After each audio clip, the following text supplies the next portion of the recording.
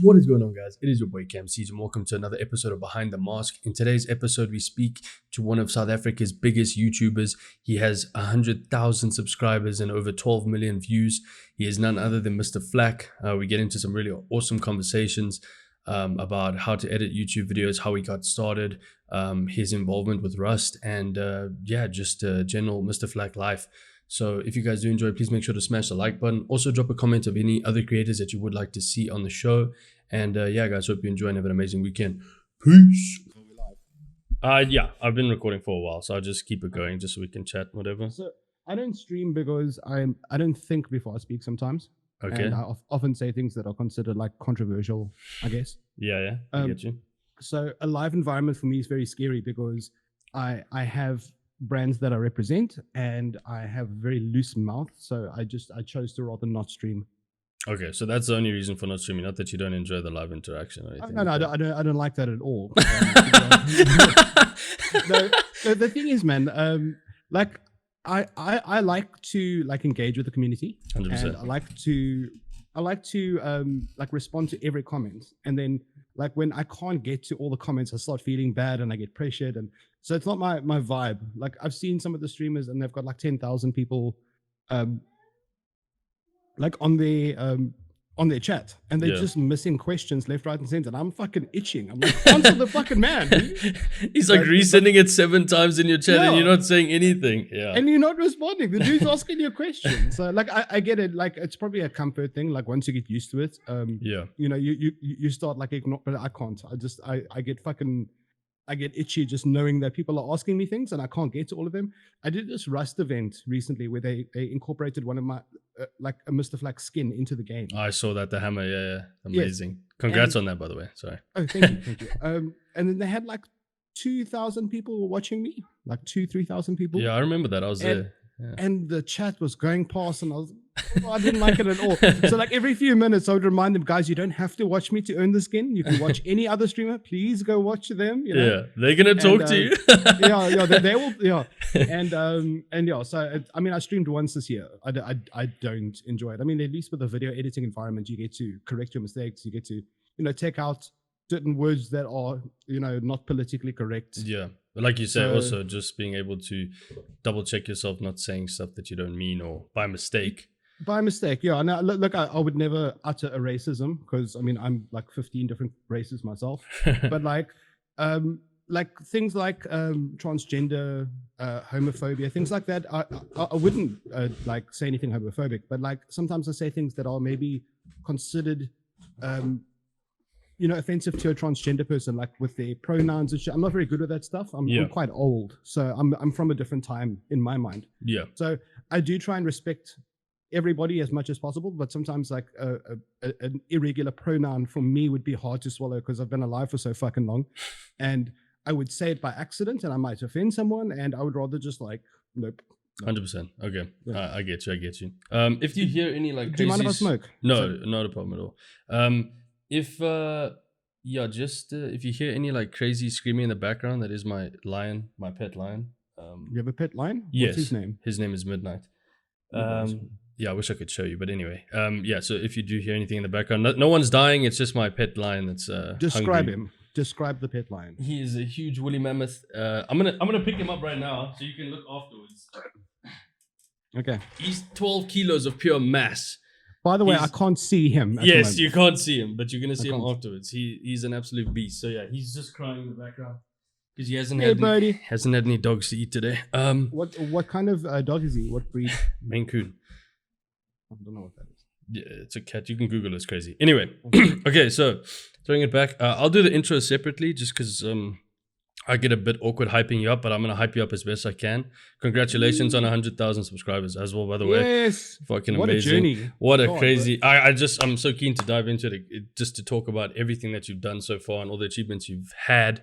But going back, way back, obviously I did a bit of research to 3-4 years ago when you started kind of with YouTube. Yeah, 3.5-ish. 3.5-ish. Yeah. I was just looking because obviously I only discovered you recently about a year ago, so I didn't know about all the other stuff that was happening. And your start with gaming obviously wasn't with Rust. You started on No. another game? What were you playing when you were growing up? How did you get into gaming itself? What made you so interested with gaming? So let's first start at the elephant in the room. I'm quite old. I'm 34. So like I've been alive for a while, like I mentioned, and call it when I was maybe 10. I used to like play video games in the computer lab at school because I didn't have a computer. Yeah. And it was Quake 3 Arena. That was like the jam. Okay. Yeah. Quake 3 Arena.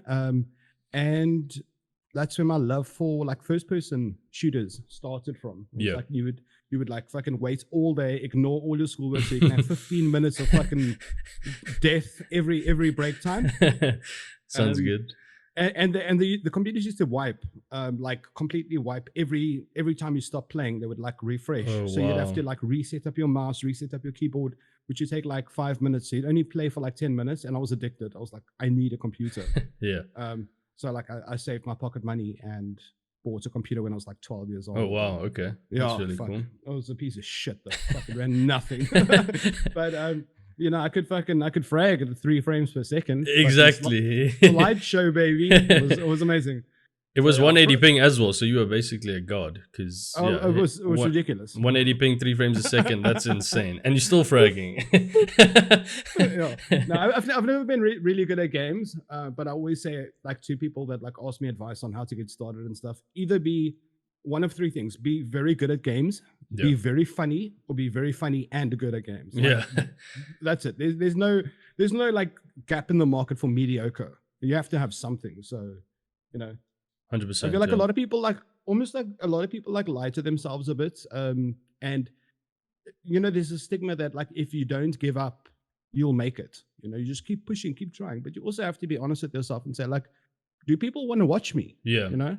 I don't think people want to watch me stream. I don't think I'm a very funny live person, but I know I can make some good content in video form. So like I feel like a lot of people just need to also like be honest with themselves and say, listen, do people like me? You know, because 100%. you have to have a thing. You have to have a thing. Everyone wants to be a professional gamer nowadays. You know what I mean? Yeah, it is part of the trend at the moment, I guess. So from there, 12-year-old Mr. Flack is now got his PC and he's gaming and stuff. Were you starting to experiment with editing and stuff yet, or was that a much later stage? What happened to Flack going through high school? Was there sports involved? Was it just pure gaming? And then when did you find Rust? And well, actually, we can get onto that afterwards. First of all, high school Mr. Flack and 12-year-old high school Mr. Flack was a very small individual. I was 1.4 meters tall. Very, very small child. I'm naturally not good at sports. I was good at cricket. I used to do wicket keeping. Okay. I was a really good wicket keeper. I couldn't bat for shit though, or ball.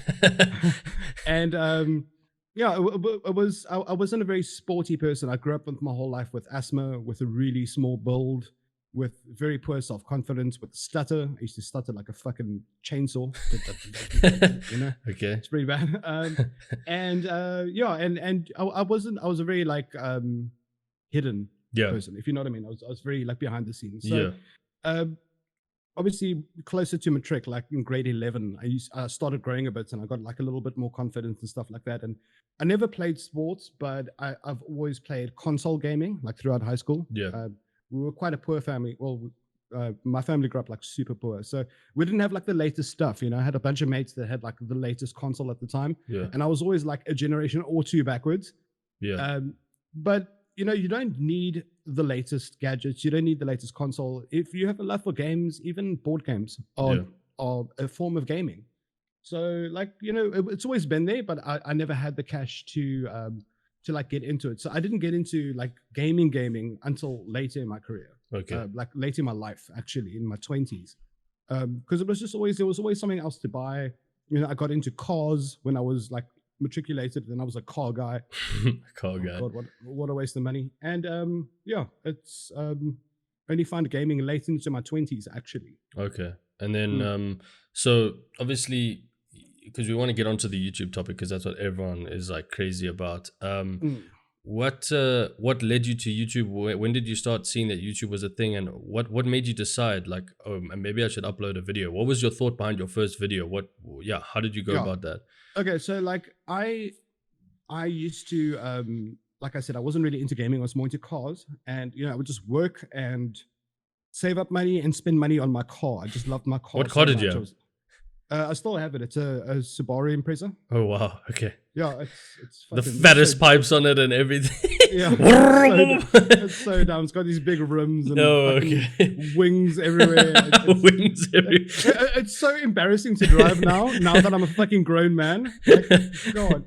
But like, it's paid off. It works. Yeah.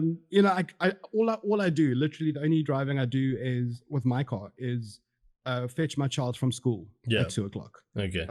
Otherwise, I use my wife's car. She has a little Atos. Okay. It's quiet. It's light on fuel. It's basically a shadow, dude. When I climb in my car, everyone stares at me. I was about to say.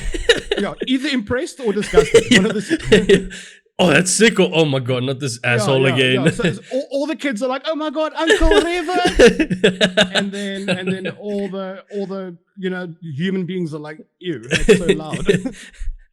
So I try and drive my wife's little Atos as much as possible, but so I used to just live for my car, and I used to work. I had a very terrible job, a job where I was basically tortured, if I had to be honest. 16-hour work days, work on weekends, and one of my colleagues at work, Rian, he bought me a copy of Rust. And I got a cheapy little computer built at that time. You know, it was all right. And then I started playing Rust, and I fell in love with it completely. Wow. It was new at the time there, sorry. Yeah, it wasn't. It's actually a 7-year-old game. Yeah, it is old. But it was new to me, and I didn't know that games were that far advanced. Like I said, I was a light gamer, but you just hop into Call of Duty, shoot a couple of people, and that's it. Yeah. And then when I saw Rust and I saw the depth and the complexity of Rust, I was like, wow, this is insane. And then I started like YouTubing videos of creators. I used to watch people that I'm friends with now, like Sir Winter, like really famous dudes. Yeah. And I fell in love with the fact that it was like a story. You could just hop onto a server and you could meet a random stranger and you could build a base of them, and they would go on this completely big adventure. They would farm, they would explore, they would hunt, they would fight. And like, it used to blow my mind, like how you can open a game of Rust, find a random server, and literally meet a friend, go on an adventure, and just have this huge experience. Sorry, my cigarette died. And it was to me, it was like a whole new world. So I, along with my friend Rian, hopped onto Rust, started playing it, and then I was in love with the game, the environment, the community. And then I thought to myself, I want to start making videos. And I mean, it's very difficult to get started in YouTube. 100%. I'm working 16-hour work days. I don't know how to edit, by the way. That was the question you had. Did I start edit? No, I didn't. So I had to learn how to edit with a 16-hour work day and a wife and a small child. And it was hard. We've got bills to pay, a large mortgage, fucking bills coming out of my eyes. And now I have to learn how to edit, and then you learn how to edit for months, and then you start editing, and you make this video, and it takes you weeks because you can only work for 2 or 3 hours a day. Yeah. And you release this video, and then 47 people watch it. And then like 3 of the comments are like, "You fucking suck dick."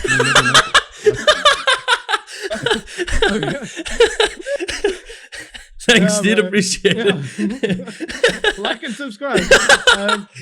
Bro, it fucking crush your soul, because like you think to yourself like I should be famous now. I worked on a video for 5 hours. I should be famous. Nah, bro. So it was very difficult to get started. I wanted to quit so many times, and I'm so glad I didn't. Yeah, 100%. So after that first video, well, I don't know if the 3 comments and the 47 views thing is exactly accurate, but after actually, it was actually accurate. It was like no one watched it. It was fucking shocking. Okay, so then after, so first video, most of us have 50 views first video, but okay, so from then you decided, I'm gonna try. You stayed on Rust, obviously. You were still playing Rust. You recorded more content, and then they like, as far as I'm aware, because I'm not a big Rust player. I played it when it had that surge. Well, actually, let me go back. I just want to tell you a quick story about why I hated Rust. Everyone hates Rust when they start. Yeah, it was horrible, because my first experience was, like you say, that adventure thing. I only discovered that my second time going in. My first time going in was about a year ago when I got my PC. I was like, yo, Rust is the game. Like, everyone plays Rust, everyone plays CSGO. I download both of them. I get onto a Rust server. Dude, I don't know what the PvP is, all this stuff. I'm like, hey guys, in the chat, hey guys, I'm new, can someone help me? Dude, just if you. Dude, I'm like, so I'm running around. I'm with this rock. I hit some trees. I'm like, I don't know what I'm doing. I see someone, he comes up to me, F you, shoots me. I'm like, are you kidding, bro? I refunded the game to Steam. I gave it back to them. I was like, I don't want this. I'm not playing this game. It's too toxic. And then it was like horrible. And then obviously finding friends and learning more about the community and everything, and then going back into it when there was that surge, you have those experiences, like you said, where you just hop into a server and I'm walking down the road. There's this dude there. We greet each other. We start chatting. We land up going to like farm all this shit and going to get all this. It's like insanely. And I never knew it was a thing. Like I was like, this TTS thing is amazing in terms of. I didn't realize it was like that. I thought, I'm chatting to my mate on Discord. I'm like, yeah, bro, I'm going to go get some of this. And he's like, cool, I'll be busy with the house building. And then when I came back, I'm with a friend that I was on TTS with the whole time. He didn't even know the guy was there. And it was like a crazy experience. It's actually nuts. They've recently made a feature in Rust called like beginner mode. Yeah. Where if you get killed, half of your stuff goes back to a safe area where you can go collect it. Okay, that makes a lot of sense. Because the most difficult thing about starting in Rust for me that I felt was the fact that you don't know how to play this game. You start gathering something and then everyone wants to kill you. Yeah. Well, not everyone, but most people want to kill you. And when they do, it's very frustrating trying to learn and everyone's a pro. So the beginner mode does really help with that, getting starter players in. Yeah, that is cool. So with you, did you ever go into, like, I know one, for example, is Pac-Man, because I watch him do it a lot, is the whole PvP side of the game. So when they had that second surge, obviously the RP was really exciting. I enjoyed that part of it where you could just be someone and do that kind of thing. But yeah, were you involved with the PvP at all? Was there any sort of competitiveness, or you just never ever. I actually can't stand the PvP aspect of the game because there's so much more to the game than just shooting each other. Yeah. It's a game that encourages like literal interaction, community, role playing. And there are people that buy the game and treat it like CSGO. Yeah. They get in the game, farm until they have a gun, and then they kill everything inside. But now here's the thing, right? The guy that killed you was a PvPer. He killed you, you got frustrated, you left. Now there's one less person on that server for them to kill. Yeah. They get so toxic and so aggressive that they drive the population of the server away, and then they're standing there with all these guns and no one to kill. Yeah. So like, what's the fucking point? I always thought to myself, if you're going to kill someone that adds value to your gaming session. So if they have something that you want, kill them. But if they just out farming a tree, why kill them? Let them build a base and gather stuff, and then you can fight them later. Yeah, once they have their shotgun and their electricity or coal or whatever the hell you need. But in their mind, they just want to kill. Everyone leaves, and then they're standing on an empty server. So like, I wondered to myself, how much more fun can they have if they just fucking hold off a little bit, and then at a later stage, then go out and fight. You know, let people develop their bases for a couple of days. Yeah. And then you'll have epic fights with 50 different people. Yeah, 100%. But they just want to have 20-man zergs, and they want to kill each other, and then the server dies, and then no one wants to play anymore. It's like it's so fucking dumb. It's like literally like there's a huge pile of boxes, and on top of the boxes is a fucking million rand. And instead of slowly climbing these boxes to get the million rand, you would rather unwedge a 50 rand note from the bottom, and the boxes will topple over off a cliff, and then you'll have your 50 rand. Yeah. 100%. Use your brains, man. Like, do it properly. And that's what frustrates me about the game. Even to this day, I sometimes hop on, I change my name to something secret, because when people find out it's Mr. playing, oh my God, it's just fucking. So I hide my identity and I play in secrets, and the people are just so fucking dumb. They run up to you, you push your voice key and you're like, hey, how are you? Shoot you in the head. Okay, well done. You got my fucking wooden hatchet. Yeah. Now what? Yeah. Like, you could have spoken to me. We could have been allies. We could have traded. You know, we could have had a shop together. But no, they just want to kill, and then the whole experience just falls apart. Yeah. So the cool thing that I did find with some of the RP servers was they'll have like fight days. So obviously you have this whole wipe thing. I sort of understand the whole wipe thing. So for the PvPers on a specific server, I know wipe day is big. You do that whole farm and you kill each other, and then it's kind of dead after 2 days because everyone's done the killing and there's a winning team.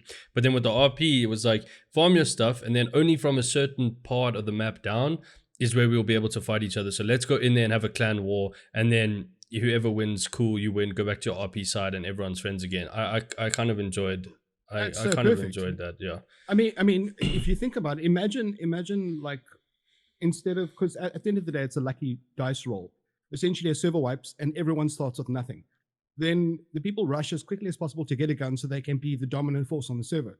Instead of just saying, guys, for the first like 2 days, no fighting, and then we fight. Yeah. And if you can get people that are mature enough to do that, because like people are fucking toxic, then you'd have a much better experience. But because they immediately start fighting, the first person that gets a gun is the first person that develops. Yeah. And that's it. Yeah. So, you know, like the RP with the OTV server when the Rust had that surge was great, because people got to have fun for a while. And then they said, okay, guys, on this date, like you said, on this side of the map, we're going to fight.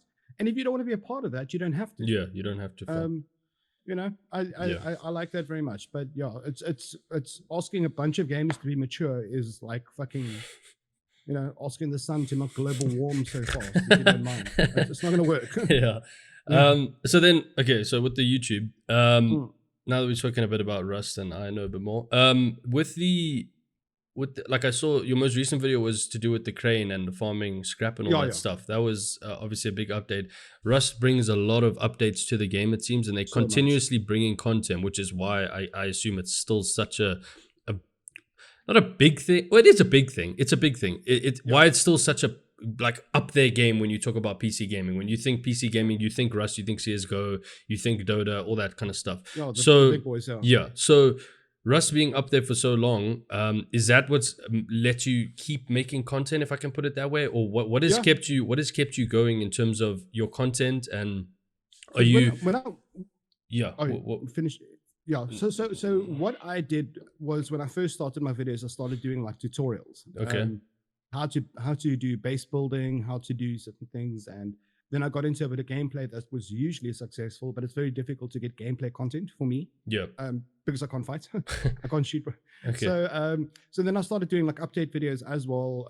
I do occasional builds, occasional updates, occasional exploitation videos.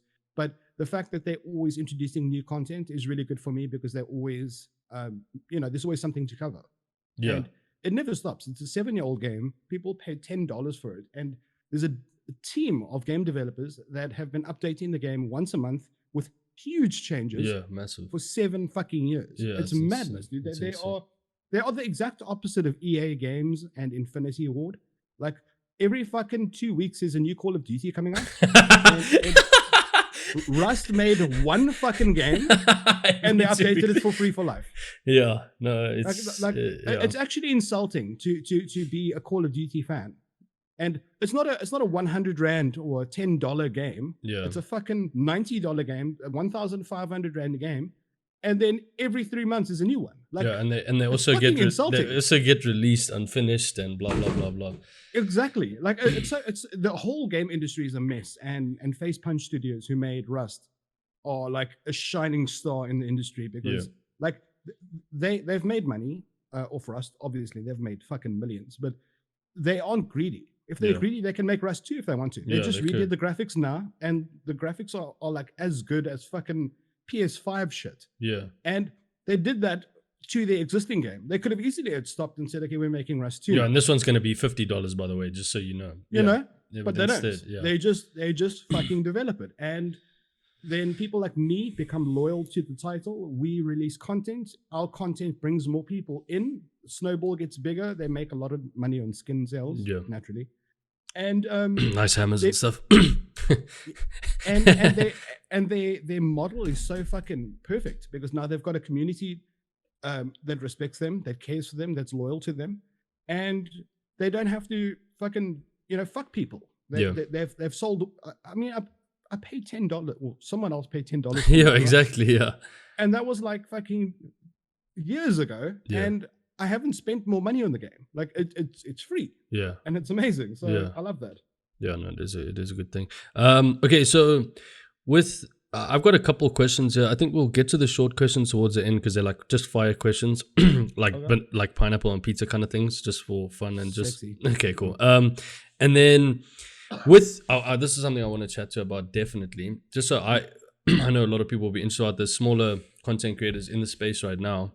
Yeah. That would love some insight and learning about it. When it comes to sponsorships, and like you spoke about earlier, not being able to say stuff, or just, you know what I mean. You know where I'm going with this. I've lost a lot of brands that don't want to work with me anymore, because I'm saying things on Twitter that they don't like and shit like. I don't Okay, give a yeah, fuck, but you know, yeah. So that's you. But I'm saying Yeah. in regards to picking up these sponsorships, how Mm. did you go about? Was it just making good content? I just want to get that out there as to Yeah.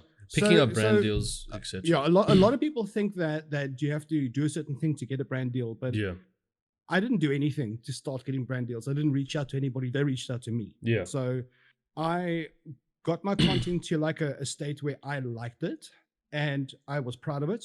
And then they reached out to me. yeah, Obviously, sponsors are looking for ROIs. They're looking for return on investment. They want to know that if they give you like Acer gave me a laptop.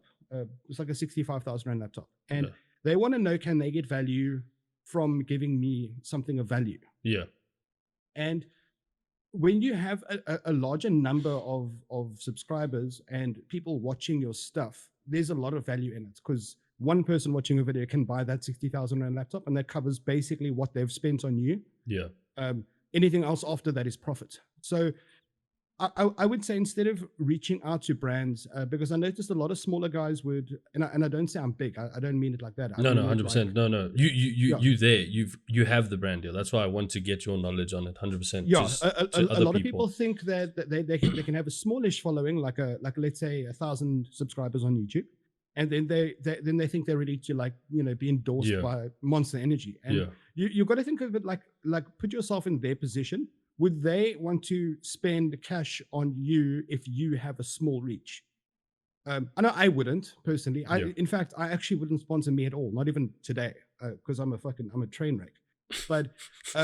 But you've got to make yourself valuable. You've got to make your content really good. And we as South Africans are in a really, really good position, because I'm like much smaller than my American friends, but I'm a medium-sized fish in a very, very small pond. Yeah. And I've got mates that have got like hundreds and hundreds and hundreds of thousands of subscribers, but they can't get brand deals because they are in America. Yeah. I mean, someone with 500,000 subscribers in America isn't really that great, because they're in America. There's like 50 million subscribers in America. Yeah. So in terms of being South African, we're in a very unique position, because we can be relatively small like me and still attract people, because there's no one bigger than. Yeah, so the South African market is, yeah, I get what you're saying. It's all perspective. Gold. Yeah, it's all absolutely gold. The thing is, we don't have anyone yet. We don't have. It's new to us, so we don't have these creators. I mean, I've seen people in our industry that are world class, but they're so tiny because there's nothing else in our country. Yeah, you know what I mean. It's just like, I mean, like the biggest YouTuber when I started YouTubing was Grant Hines. Yeah. And he was on like 30,000 subscribers. Yeah. And he was like the biggest that South Africa had. And I was like, fuck, I want to be like Grant Hines one day. Yeah. And once you get a little bit of a following going, the brands come, bro, because their thing is that they are Razer, for example, they have a worldwide budget for advertising. And they give a worldwide budget to, you know, they give a continental budget to every country where their brand is represented in. So it's very easy to burn through $1 million in America on sponsorship. 100%. But then they allocate the South African leg money, and then the South African leg sitting with all the sponsor money, and they're like, okay, well, where do we go? Mr. Flack, how many PCs do you want? How many PCs do you want? So here's 7 headsets. If you ever feel bad about being a South African gamer because, you know, a community's not there, bro, like, relish in that shit, because like if once it gets bigger, it's going to be really difficult to like land sponsorship deals. Right now, as a South African, just get a following, make quality content, and those brands will just reach out to you. It's because there's no one else. You know what I mean? There's there's a lot of fucking 5-viewer Andes on Twitter where they call themselves the CEO of this organization that they created last week, but they're like living, you know, in their mom's house, and they've got allocated internet. It's nice to dream. Don't get me wrong. It's nice to dream, but it is important to set your eyes on something and just don't go for like the lifestyle. Because I always comment on the ninja lifestyle. I call it the ninja lifestyle. I see a lot of people got into gaming because of the Fortnite craze. Yeah. And obviously at the peak of the Fortnite craze, Ninja was like the superstar, right? Everyone used to look at Ninja and go, wow, look at him. he's got the deals and he's got the cars and he's got all this stuff. Yeah. And I feel like everybody saw the gaming lifestyle and the Fortnite World Cup and the esports, and they said, I want to do that. I want to be in the gaming house. I want the Lamborghini. Yeah. I want people to like watch my video, and they focus too much on the lifestyle surrounding it rather than on just producing a really fucking quality video and making people happy. Because let's be honest, we're all entertainers. Every esports player is an entertainer. Every podcast host is an entertainer. Our job is to entertain. Our jobs isn't to be celebrities. You don't get into it so that you can be famous. There's a goal. And I feel like very often people look past the goal and then they just want the life that comes. It's getting into it for the wrong reason. 100%. Yeah. Absolutely. I listened to something earlier today with the exact same idea behind it. Was you can immediately see, like, if you don't enjoy it, you're not going to keep doing it for years and years and years. Like you've been at this for a long time. It's not something that came overnight. And also like, with me, I'm just trying to think back. It was like Call of Duty zombie videos, how to get this money, how to farm this, how to farm that. Obviously, I just privatized them, but that was like something we were doing way back when in school, just messing around on a console, recording and then editing some really shitty editing on a laptop and getting it uploaded. It took me like, I want to say 16 hours to render the video, and it took like 8 hours to upload. It was uploading at like 1 megabyte a second. It was horrendous. But anyway, I still try to get them up, just to get the content up. You see, you got to start somewhere. Like for me, for example, I started in 2017. Okay? Yeah. I had a shit computer that didn't render properly. I had terrible monitors, like 720p monitors. Yeah. I didn't have internet. You were going down to the Vita Cafe to upload your video. No, so okay, I'm not very proud of this, but I have fixed it since. Okay. So my neighbor, little old lady, she had a problem with the internet once. When I started, I already know where this is going. She's like, "Can you please fix my internet? Please, Flack." Well, that's not my name, but so I went over and I, maybe Control C, Control V, the Wi-Fi password. So I would basically, now I live in quite a big property, so her house is quite far away. So I'd essentially have to like get a USB dongle with a USB extension lead and take my USB Wi-Fi dongle to her wall and like prop it up there, and I would get like fucking like 100 kilobytes per second upload speed. Wow. And I would upload it. Would take like 3 days. Jeez, like for the grind, dude. And you had your umbrella out there when it's raining, trying to stop it so it can make sure it gets it uploaded. And then as soon as it took me 3 days to get a video, it would take me forever to watch videos. I could watch on like 140p and it would buffer constantly. Yeah, it was a train smash. But I did correct it once I made some money and I got a decent fiber line. I got a gigabit fiber line put in. I got a repeater set up between my house and her house, and I send her 100 megabytes per second internet speed. Okay. So I got her to cancel her line and I sent her 100 meg download speed of my line. And then I showed her and she's like, "Wow, it doesn't load anymore." I'm like, "Yo, you got the line, auntie." And I'm not stealing it anymore, so we're not harming. Yeah, so I set up her fucking monster bandwidth line. All her daughter was like, "Why is your internet so fast?" It was great. That's good. So I've sort of made it right. I mean, she borrowed me probably about 60 megs of data, and I've given her like 50 terabytes. So we're good. Yeah, you're good. We're good. And I still go over there and fix her light bulbs and shit because she's old as dick. Yeah. So then, can't believe how quickly time goes. So with the YouTube video, let's say, what is the process for Mr. Flack going into a YouTube video? What is his thought? Then what goes into thumbnail ideas? The actual video content. Your length of videos, it varies much. So I see more. It's like, you can see it takes a bit longer to make because it's quality content. It's not something that's regurgitated off. So like with me, it's obviously difficult, but it's more stream content that goes straight into a YouTube video for now. Yeah, it's different stuff. For now, it's different stuff. Yeah, compare. Yeah. So yours is like a movie. It's like something, or it's something that's really informative that you'll listen to the whole, like the crane thing. I don't even play Rust, but I was watching the whole thing. I was watching that thing flip over. You were throwing shit in the water. I was like, this is dope. Like, this is cool. I understand everything that's going into this update and how crazy it's going to be. If I had to pull up to that construction site, it's going to be a fucking nightmare for me. But anyway, I won't be doing that. So I have a full structure in place where I monitor the updates because the developers release logs on what they're working on. Okay. So when I see, they're working on this, then I get in touch with the developers because we're on like, talking basis. Okay. And then they keep me informed. And then before they make it live, they give me access to the stuff. Wow. Okay. Yeah. Yeah, which helps a lot. Which and helps, then and then I go in, I play with the mechanisms to make sure that I'm 100% knowledgeable on it, because I don't want to make incorrect videos. And then I do like I wouldn't say a vision board, like a bit of I plan how I want to make it, because I structure my videos in such a way that it tries to, that's very important for people trying to start a YouTube channel, is watch time. Yeah. There's no point in making a 20-minute video if people watch for 2 minutes. 100%. You have to maximize your watch time. So you make it very interesting. You make a script, you make jokes, you have to plan it in such a way that it elongates the process. You can't show everybody what they need to know in the first 2 minutes, because then the other 18 minutes is going to be dead. Yeah. You have to sort of build up. So I structured it in a way that will retain viewers as much as possible. I write a script, get a couple of jokes in there, what. I practice. Then I record the footage. And then once the footage is recorded, I first select music, which is weird. A lot of people don't do that. I select music first. And then when I place my music that I like into the timeline, I edit my footage to the music. Okay.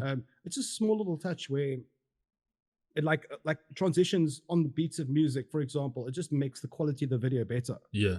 It's something that you're not actually thinking about as a viewer, but it's really keeping you into it. Yeah. It heightens your experience. Yeah. You don't even know why. Sometimes you watch a movie or a series and you're like, fuck, that was cool. But you try and think why, and you don't know.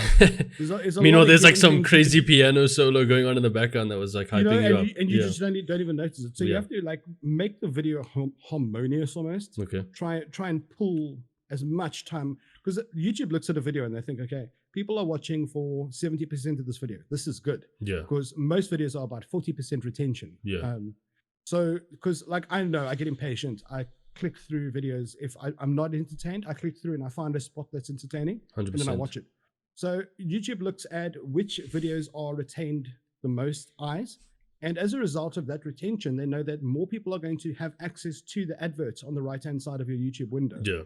So for YouTube, it's a business. They want as many public viewers to keep their eyes on a screen where an advert is. Yeah. If you go onto any YouTube screen, you will see an advert somewhere if you don't have an ad blocker.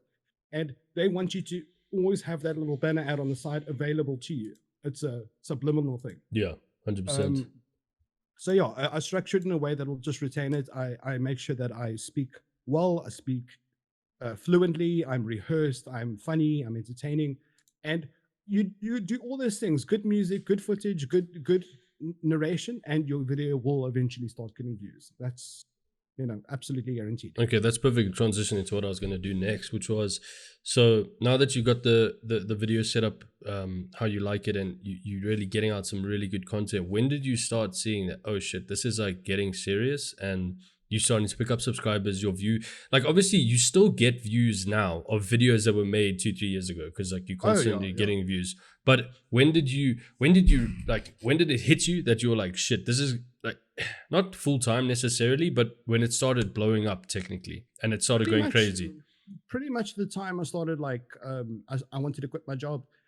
So like I was about 1.5 years in. Okay. I had about 40,000 subscribers, and like I was growing. There are certain types of videos that I can make that get huge views. I mean, I got one video that's on like almost 2 million views. Yeah. I can easily make more of those videos, but I don't particularly like those videos. Okay. I'm not going for views. I'm just going to make decent content so that people like watching me. I'm not going to go aim for views, because I mean, a 2 million video view does make you a fucking bucky full of money. Really? Yeah, no, it's disgusting. It's like 2 million views is what, like 90,000 rand? What? Yeah. Jeez. So no, it's people don't realize how fucking disgusting it is to be a South African. Because they pay in dollars. So you can make a disgusting amount of money from YouTube, but I just want to make like decent content and get like a nice solid amount of views. That's why I only release about 1 video a month, maybe 2 depending on. But I am changing my structure soon, because I've got a couple of brand deals in place and they're looking for more regular. Okay. And I mean, when I do an advert in one of my videos, they advertise for like 60 seconds on my video, like Raid Shadow Legends. Yeah. And they pay 30,000 rand for a 60-second part of a video. So what? yeah, and they're just constantly emailing you like, can we have a slot? Can we have a slot?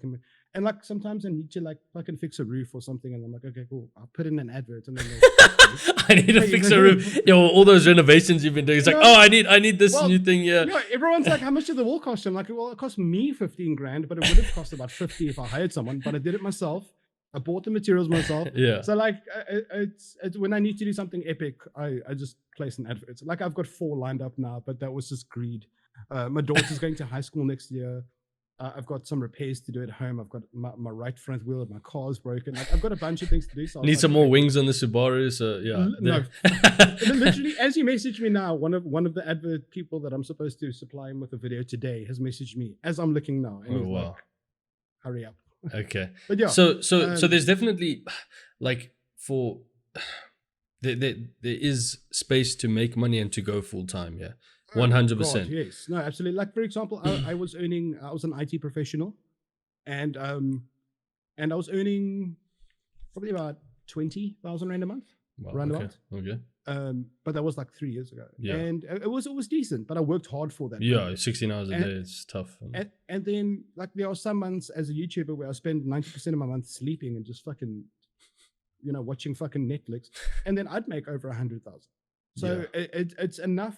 There's enough, like brand deals pay a lot of money, and YouTube views pay a lot of money, and you combine these things, and then I've got Patreons who like donate, and you can make a really large amount of money, and it's really improved my family's life. I'm not a very materialistic person, so I don't want to buy cars and shit. I think that's dumb. Yeah. But I want my house to be nice, and I want my family to be happy. 100%. That's pretty much it. Okay. Yeah. So, we're pulling up on 40 minutes already, so I just want to quickly ask you the question from the socials. So Omar said, why do you focus all your content on Rust, and do you think it's ever going to get burned out, or do you get burnt out from playing it? I do get burnt out. I get burnt out a lot, but unfortunately I've tried to venture off of Rust, and when I try something else I don't get views. Okay. In YouTube, if you want to start a variety channel, it's more difficult to make it as a variety channel because there's more viewers spread out across multiple platforms that will reach your video. Yeah. So most people that make it on YouTube make it as a dedicated Apex channel, dedicated Rust. So yes, it's stale. That's why I only upload once a month. So some of my mates, some of the big YouTubers, they upload like 4 times a week on Rust. Yeah. I'm like, how the fuck do you do that? Yeah. No ways. So yes, I get a bit burnt out, but I know that this is my place. I've already started a second channel. It's got no videos on, but it's got like 700 subs. And that is going to be like because a lot of people like my DIY shit. Yeah, I was going to say that's a really cool idea. So just getting your DIY stuff. So I have made the channel, like it hasn't got any content on, but I do plan on branching out to other channels. So I'd like a gaming variety channel. Yeah. So that the people that do like me for me and not for Rust, because most of my subscribers like me for Rust. Yeah, 100%. I know that for a fact. But if I can get smaller followings from other channels and then grow like that, yeah, absolutely. But yeah, be sure to know where you want to go. Do you want to go with variety, or do you want to go with the dedicated channel? Because that is literally a split in the road. Yeah. And 2 completely different paths. Yeah, that's the exact thing that I struggle with on Twitch is like I enjoy the live streaming aspect of it. So I enjoy the live interactions and all that stuff. But when it comes to like now being, I wouldn't say known, but being like an Apex guy kind of thing, it makes it very difficult to play other games as soon as you start doing that. And like I said to everyone, I said, I understand. I don't watch gameplay of stuff that I don't play. So absolutely. Neither do I. We're not gonna consume content that we don't enjoy or that we don't have interest in. So I completely understand that. It just makes it like very difficult, obviously. Literally, this is a business, and we are entertainers, and there are customers waiting to be entertained. Yeah. And if they aren't entertained, they leave to go to a different entertainer. Exactly. Yeah. Okay, so then let's go into the short questions quickly before we start ending this off. Also, a quick one before I start that. You are playing a little bit of Apex every now and then, I have seen. Play daily. Yeah. Okay. Are we going to grab some games maybe? I would love to. That would be really cool. I'm not that great. No, neither am I. So it'll just be fun if we could just have some laughs because I think that'll be please. That'll be I would really like that. Okay. Cool. I would like to play with anyone because I always end up playing alone. Like wow. I get people that want to play with me, but they want to play with me because I'm me, not because they want to be my mate. So it's difficult. I've let in a lot of people who masqueraded friendship, and then suddenly they would like a shout out, or they would like this or that. Yeah, you get that. And it's very difficult. So I try and distance myself from as many people as possible. No, Unfortunately. 100%. Yeah. No. Shout outs aren't going to make you. I think that's something that a lot of people don't understand is just because you get a shout out, it doesn't mean people are going to like you for what you do. If your content is, people come to Mr. Flack for his amazing Rust content and his good videos, not to meet Johnny Bravo that makes fucking COD videos. No one's going to go just because you shout him out. Don't obsess over subscriber numbers. Focus on engagement. Rather have 260 subscribers on YouTube and getting half of that in views. 130 views. That's great. There are YouTubers that have burnt out and they're still trying and they get 5,000 views, but they've got 1 million subscribers. 5,000 views on 1 million subscribers is atrocious, bro. 100%. So just don't worry about numbers. Numbers is what people focus on too much, and that's a problem, dude. Like, make good content and make the people that you make content for watch it. That's it. Okay, 100%. Okay, so the short question is, you said you like Netflix. So what is your favorite Netflix series at the moment? Oh, no. What is your favorite Netflix series? Full stop. The Office. The Office. Okay, but that's like a sitcom kind of thing. Yeah, sitcom, 30 minutes. Yeah, it's like 22 minutes, and it's like more of like a okay, well, that is a very series. awkward live type document style sitcom. Okay. Not an actual sitcom, but yeah, I like the dry humor okay. of it. Yeah. Okay, and then that's the one where the guy's, oh no, God, please, no. And he starts screaming, no? That's that guy. Michael Scott. Haven't you watched it? I haven't watched the whole thing. I've watched like an episode here or there. No, dude. Season 1 was hard to get into, but from season 2 onwards is fucking gold. So, okay. Give it a watch. Okay, I'll give it a watch because I love like Big Bang Theory and I love all 30-minute things, to be honest with you. I like short things. I don't watch much TV. Okay. I do a lot of reading. I don't do much TV. So like if I watch TV, it's going to be something that's not going to like require me to think too much. Yeah, something you can just chill. Relax a bit. Okay. Okay, and then are you into anime at all? I know people love that shit. Okay, cool. You're not into that. I like Dragon Ball. When I was a kid growing up, I loved Dragon Ball Z. Okay, I'm an artist, so I used to like paint Dragon Ball Z on my bedroom. Oh wow. And shit. Okay. That was insane. Okay. I love that, but unfortunately, it's not that it's childish. It's that you invest a lot of time in things like that. Yeah. And, with so many animes and things being around, you spend a lot of your day watching, and I need to be the type of guy that spends a lot of my day making things for people to watch. Yeah, not watching the stuff that other people make. Priorities is key, and it's not hard to make it. You don't need the world's best anything. You just need to make decent stuff. Yeah. And if you want to make it in YouTube, if you just want to be a viewer, then fucking watch whatever you want, bro. Yeah, true. Yeah. Okay, cool. And then you already said this, I think, but pineapple on pizza, yay or nay? Yes. 100% yes. Okay, cool. I don't get people that don't do it. It's the same, right? It adds a nice little. Yeah, it's amazing. Pineapple's amazing. Full stop. Favorite cuisine, Mr. Flack's favorite cuisine.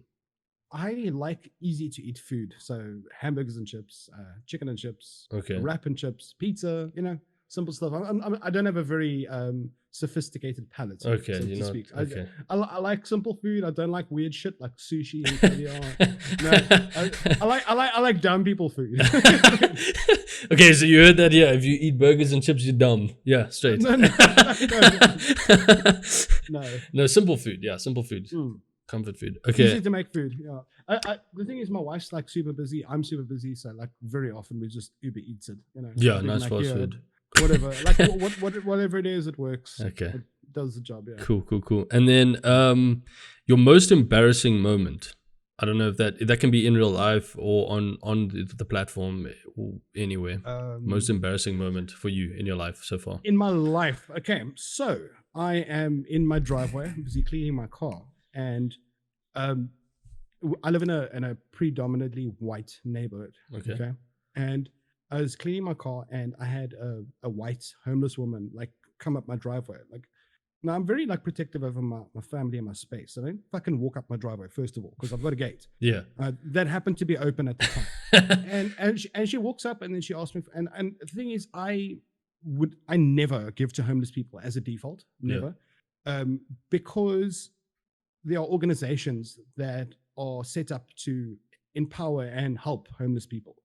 If you give a homeless person something on the street, that gives them a reason to stay on the street. Yeah. Because it doesn't matter how long they stay on the street for, someone will give them. So the correct way is, which I do, is I donate to charities like night shelters, and they require the homeless people to do work in exchange for shelter and food. Yeah. Okay. That's a proper system. If you give somebody a 10 rand at a robot, that is going to say, hey, if I stand here long enough, people give me money. Yeah. And that's keeping them on the street. Yeah. So ironically, helping them is actually their detriment. So the best way to help homeless people, is to give through charity organizations that actually distribute things properly. So she comes up and driver, she asks, I said, no, thanks. And then another one comes like literally 20 minutes later. I don't know. It was bin day. So like they usually like wander around on bin day. And then another one came and it was an African man. And I said, no, I'm sorry. And then the third person comes. I was like, what the fuck, dude? It's time to close my gate. So this African woman walks up with a small child. I'm like, no, thank you. I don't have anything. Like I was getting like harachat. Yeah. Dude, it was my fucking daughter's friend from school and her mom. Oh, she's like, hi, is Kari here? And I was like, no thanks, I don't have anything. Dude, the fucking moment when we both realized, when she realized that I thought she was homeless, and the moment that I realized that she wasn't fucking homeless, oh my God, I died inside. My soul. Most embarrassing.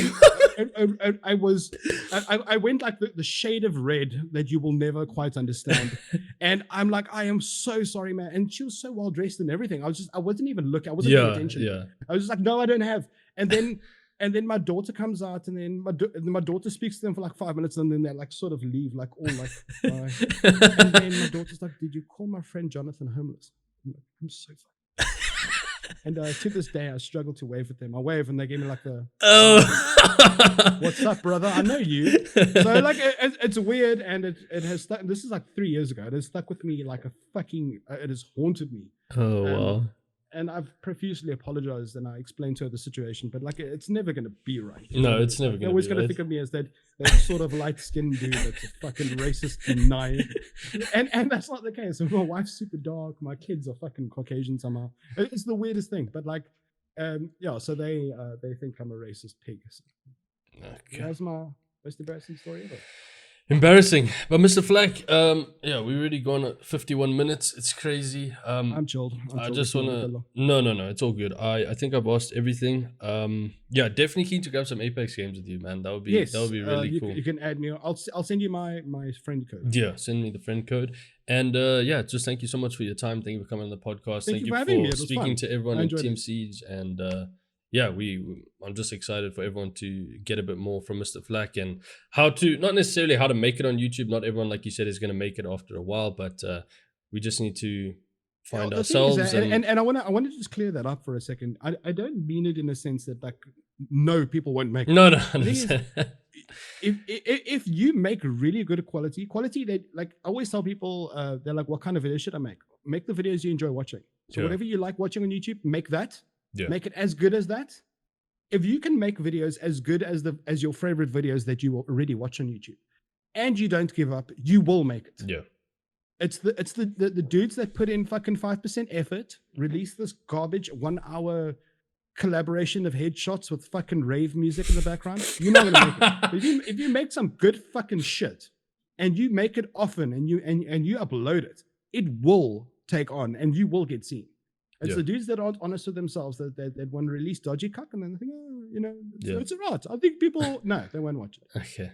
Do the good shit, put in the work, and you will fucking pick up. Guaranteed. Okay. Guaranteed. Cool. Well, that's all I wanted to chat about today. So thank you again. Lekker. Yeah, keen to get the episode up. It should be up on Friday. So hopefully everyone enjoys it. And I hope so too. Just thank you for your time again. And thanks, bro. We hopefully catch some games soon. I'll leave all your links down below. Not that you need any more subscribers. I think you have enough of those. I do. I'm getting my silver play button soon. Yeah, dude, that's going to be amazing. That's going to be really awesome. I can't wait. I actually promised somebody that I'll pose naked with it. Like just having the play button cover my crotch. Okay, can we use that for the thumbnail? I think we could get a lot of views on that. I'm not going to get it soon. We live in South Africa, so the post office will bring it in like 2065. But when I do get it, I better be getting that. Hanging low. Sweet, man. Thank you so much. I appreciate your time. Cheers, man. Have a good one.